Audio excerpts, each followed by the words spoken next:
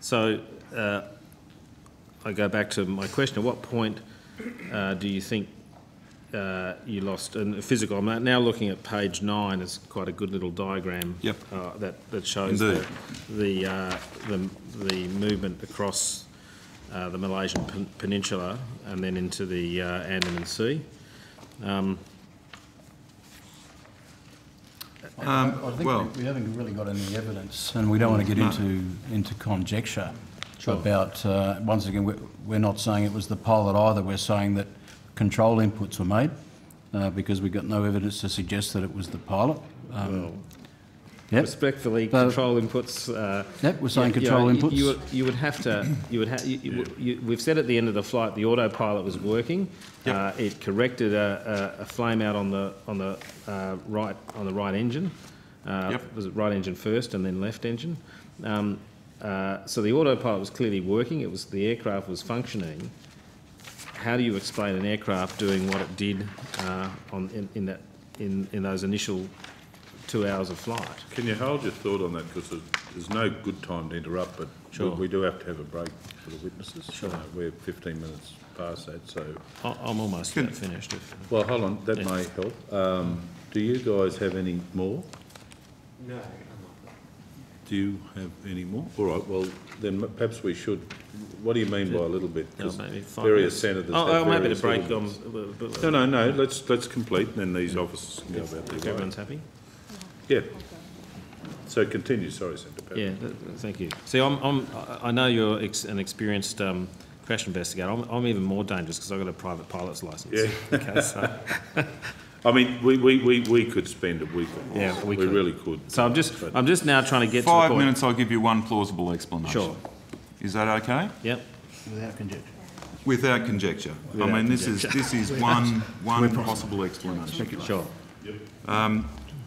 I draw your attention to most of the pundits, most of the people out there speculating are talking about a long period of depressurisation of the aircraft. After the transponders went off, if the pilot was doing what they believe he was doing, there was a period of where he depressurised the cabin and the cockpit to incapacitate the passengers. This may have been as long as an hour. I mean, you've read, no doubt, lots of these hypotheses. Larry Vance goes into this in some detail. So what I think they fail to understand is while you don an oxygen mask and prevent the worst of the hypoxia situation, you're flying an aircraft at 40,000 feet. So if you like, you're taking that aircraft from sea level to the height of Mount Kosciuszko in about 20 minutes, and then you're taking it over the course of a couple of minutes to the height of Mount Everest plus 10,000 feet in terms of altitude. The first and most egregious risk, of course, to anyone on that aircraft is hypoxia. But, you know, over a protracted period, you will find that if you're exposed to that sort of altitude, you'll get decompression sickness too. Perhaps I can take you to an ATSB report of March 1994, where there was actually an incident on board a cargo aircraft. It was a DC-8, and they'd had some maintenance to an emergency exit on the ground. Later, during climb out, the flight crew, and I'm reading from the report, were unable to pressurise the airplane despite objections from other crew members. The captain elected to proceed with the flight. The crew donned their oxygen mask and a climb was continued to a cruise altitude at flight level 330. Shortly thereafter, the captain became incapacitated from decompression sickness. The first officer took command and they landed the plane.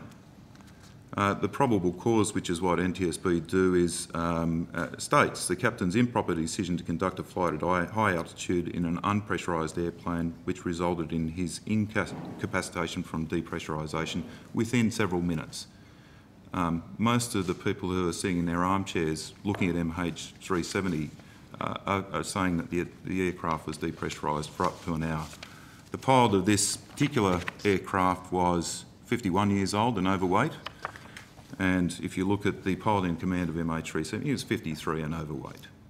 So there's one possible. I'm not saying that happened, and I hate to speculate, but it's at least one plausible scenario. I'm just a bit perplexed that you have absolute conviction about what happened at the end of the flight from a very few data points, but no understanding or no ability to give any definitive description of what happened in those early stages of the flight in terms of whether there's a pilot still in command or not. You would think that isn't the thrust. Some of these things can be interpreted with confidence, and others are,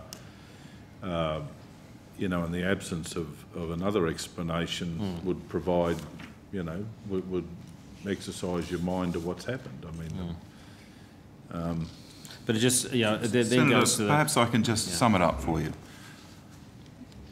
Today we have an analysis of the flap that tells us it's probably not deployed.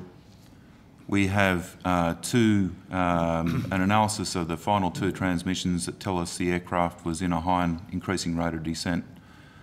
We've got almost 30 pieces of debris from around the African coastline that indicate, some from within the fuselage, which indicate that there was significant energy and impact. We won't hazard a guess at how much. So we have quite a bit of data to tell us that the aircraft, if it was being controlled at the end, it wasn't very successfully being controlled. The flaps weren't deployed. The aircraft, given the timing, had most likely, and that first log-on request, if you like, is most consistent with a scenario where the aircraft had exhausted its fuel. So we have quite a lot of evidence to support no control at the end. We have, and that's, if you like, the totality of the evidence. can I suggest something here? Because again, you know, I could go for an hour here.